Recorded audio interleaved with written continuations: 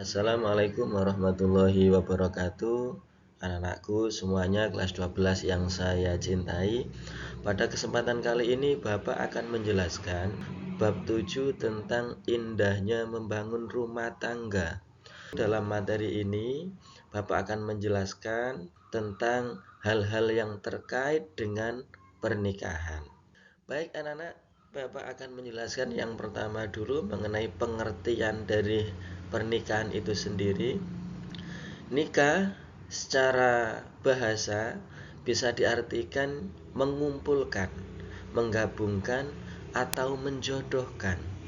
Sedangkan menurut istilah, nikah ialah akad yang menghalalkan pergaulan antara laki-laki dan perempuan yang bukan mahramnya, yang menimbulkan hak dan kewajiban masing-masing. Adapun dalil dari pernikahan itu anak-anak yaitu tersurat pada Al-Quran surat Az-Zariyat surat ke-51 ayat 49. Tujuan dari pernikahan itu ialah yang pertama untuk memenuhi tuntutan naluri manusia yang asasi. Kemudian tujuan pernikahan yang kedua yaitu untuk mendapatkan ketenangan hidup. Tujuan yang ketiga yaitu membentengi akhlak. Tujuan yang keempat yaitu untuk meningkatkan ibadah kepada Allah Subhanahu wa taala. Yang kelima untuk mendapatkan keturunan yang salih. Yang keenam, tujuan dari pernikahan itu ialah untuk menegakkan rumah tangga yang islami.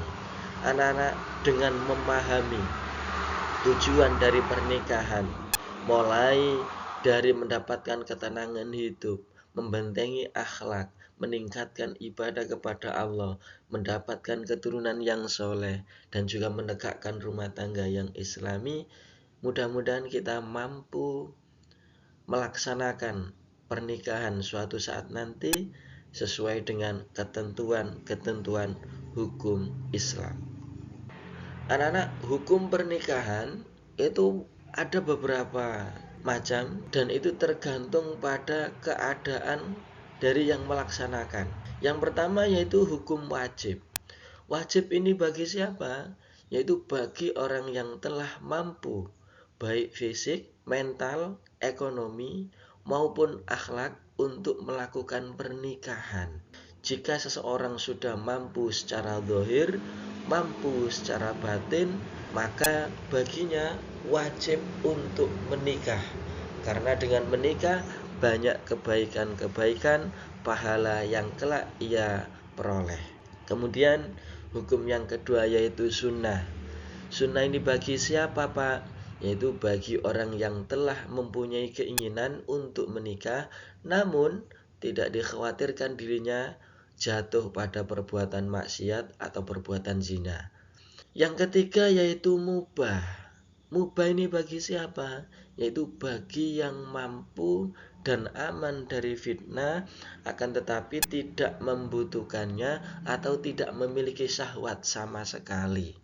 Lah mubah itu artinya boleh bagi seseorang yang aman dari fitnah, tidak membutuhkan suatu pernikahan karena mungkin karena lemah syahwat misalnya, maka hukum suatu pernikahan bagi orang yang demikian menjadi mubah atau boleh. Hukum selanjutnya yaitu haram. Haram pernikahan bagi siapa?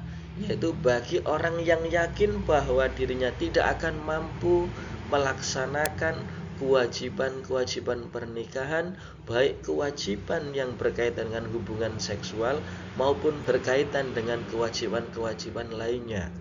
Jika ada seseorang yang dalam dirinya yakin untuk tidak bisa memenuhi kewajiban dari masing-masing, kewajiban suami istri, maka baginya diharamkan untuk melakukan yang namanya pernikahan. Yang kelima yaitu makruh. Bagi siapa Pak? Yaitu bagi seseorang yang mampu menikah tetapi dia khawatir akan menyakiti wanita yang akan dinikahinya, atau khawatir ia menzolimi hak-hak istri, atau tidak minat terhadap wanita dan tidak mengharapkan keturunan.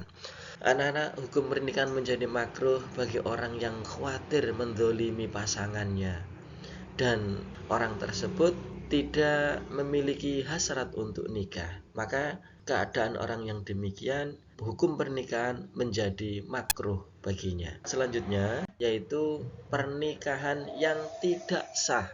Yang pertama yaitu pernikahan mut'ah. Pernikahan mut'ah adalah pernikahan yang dibatasi waktu tertentu, atau mudah dipahami yaitu kawin kontrak. Ditentukan waktu tertentu, semisal si fulan menikahi Siti dalam waktu 2 tahun. Setelah 2 tahun selesai, dianggap tidak terjadi apa-apa, maka pernikahan yang tersebut dilarang oleh agama. Mengapa demikian? Karena pasti salah satu pihak, terutama istri, pasti akan dirugikan dengan ketentuan nikah mut'ah. Yang kedua yaitu pernikahan sighar. Apa itu Pak pernikahan sighar? Pernikahan dengan persyaratan barter tanpa pemberian mahar. Semisal ada seseorang yang menikahkan putrinya yang sangat cantik dengan orang lain dengan harapan seorang ayah tersebut bisa menikahi putri dari orang yang menikahi anaknya. Ini juga sesuatu hal yang dilarang oleh agama. Maka dari itu anak-anak, pernikahan syighar bisa kita hindari dalam kehidupan kita nanti. Yang ketiga yaitu pernikahan muhalil. Pernikahan muhalil yaitu pernikahan seorang yang telah ditalak 3 oleh suaminya. Jika seseorang laki-laki menceraikan istri yang pertama, maksudnya yang ke-1, maka ada kemungkinan ia masih bisa rujuk lagi. Ditalak yang kedua, seorang suami masih bisa rujuk lagi dengan istrinya. Ditalak yang ketiga, seorang suami masih bisa rujuk kembali dengan istrinya. Akan tetapi kalau sudah mengeluarkan talak yang ketiga kali, kemudian suami ingin balik lagi dengan istri, maka ini sudah tidak diperbolehkan. Loh Pak, bagaimana? Ya, boleh dinikahi lagi istrinya yang sudah ditalak 3 dengan syarat istrinya sudah nikah dengan orang lain dan sudah dicampuri oleh orang lain. Tapi dalam hal ini tidak boleh disetting. Kemudian pernikahan orang yang sedang ihram sebelum masuk pada masa tahallul ya. Pernikahan orang yang ihram ini baik umroh atau haji yang belum menginjak masa tahallul maka diharamkan atau tidak sah. Kemudian pernikahan dalam masa iddah yaitu masa nunggu bagi seorang istri yang sudah ditinggalkan oleh suaminya baik karena meninggal atau diceraikan. Kemudian pernikahan tanpa wali atau pernikahan yang tidak dinikahkan oleh walinya maka tidak sah. Pernikahan dengan wanita kafir. Nah ini anak-anak, maka dari itu dengan mengetahui pernikahan yang tidak sah, kita bisa menikah dengan orang yang diperbolehkan, yaitu dengan orang yang seiman, seagama dengan kita. Kemudian yang terakhir yaitu pernikahan dengan mahram. Selanjutnya yaitu tentang mahram atau orang-orang yang tidak boleh dinikahi. Saya jelaskan satu saja anak-anak. Orang-orang yang tidak boleh nikah mahram karena keturunan yaitu ibu kandung dan seterusnya ke atas merupakan mahram bagi kita, tidak boleh dinikahi. Yang kedua yaitu anak perempuan dan seterusnya ke bawah. Yang berikutnya yaitu bibi baik dari bapak atau ibu. Kemudian anak perempuan dari saudara perempuan atau saudara laki-laki. Ini adalah keponakan. Jadi keponakan itu termasuk mahram yang tidak boleh dinikahi. Selanjutnya yaitu rukun dan syarat pernikahan. Rukun dan syarat pernikahan ini menjadi satu anak-anak. Yang pertama yaitu ada calon suami.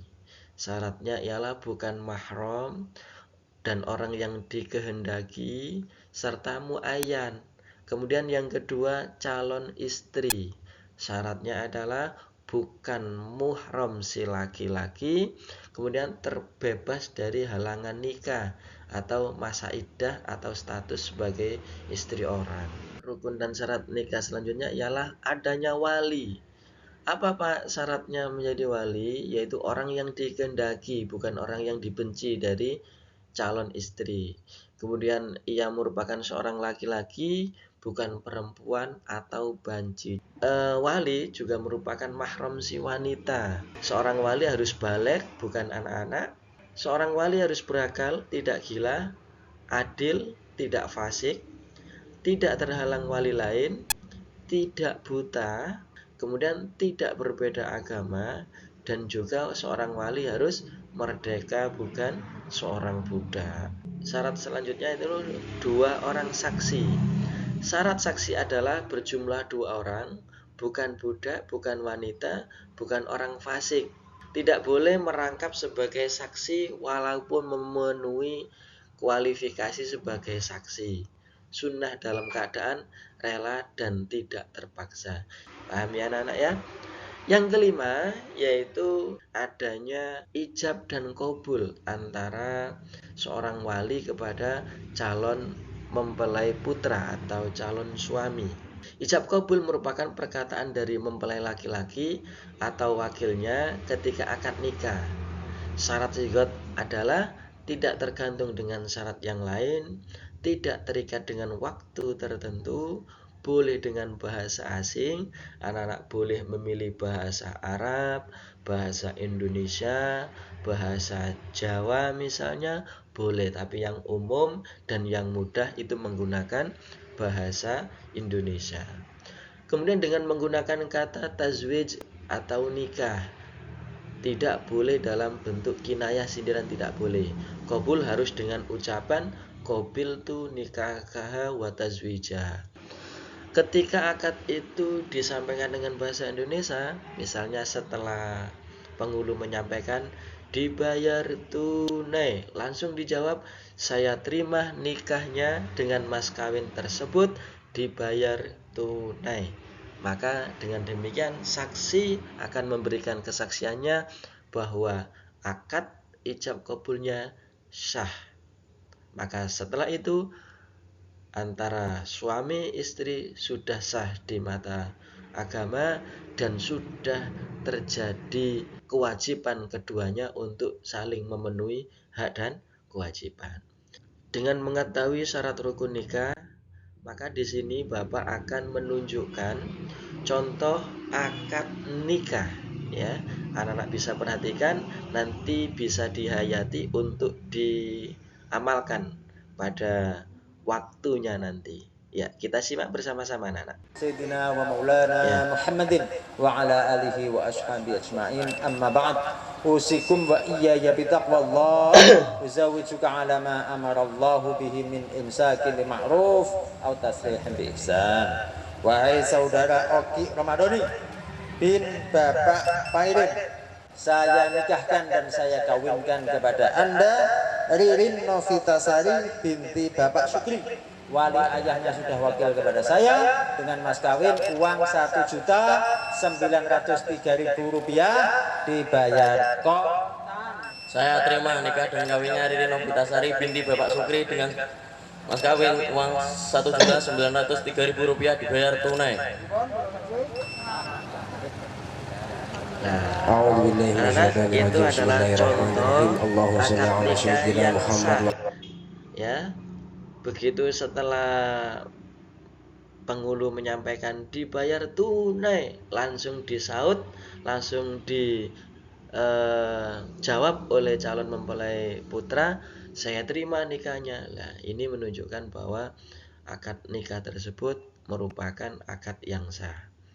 Baik anak-anak, dengan mengetahui contoh akad nikah yang sah, tujuan pernikahan, kemudian mahram orang-orang yang tidak boleh kita nikahi, dan juga dari syarat rukun nikah, contoh akad nikah, maka dengan harapan kita mampu menganalisis segala ketentuan-ketentuan yang ada pada suatu pernikahan. Mudah-mudahan anak-anak semuanya nanti dalam prosesi pernikahannya di waktunya yang tepat nanti anak-anak diberi kelancaran dan mendapatkan pasangan yang soleh solihah, pasangan dunia dan akhirat. Amin Allahumma amin. Demikian materi pembelajaran bab 7 tentang indahnya membangun rumah tangga pada kali ini. Apabila ada pertanyaan, anak-anak bisa menghubungi langsung ke Pak Khalid atau menulis deskripsi dari link yang nanti Pak Khalid akan bagikan. Silakan sebutkan nama, kelas berapa, kemudian sampaikan pertanyaannya apa, pasti Pak Khalid akan menjawab sebagaimana pertanyaan kalian. Terima kasih, kurang lebihnya mohon maaf. Assalamualaikum warahmatullahi wabarakatuh. Selamat belajar, semoga menjadi anak yang sukses dunia akhirat.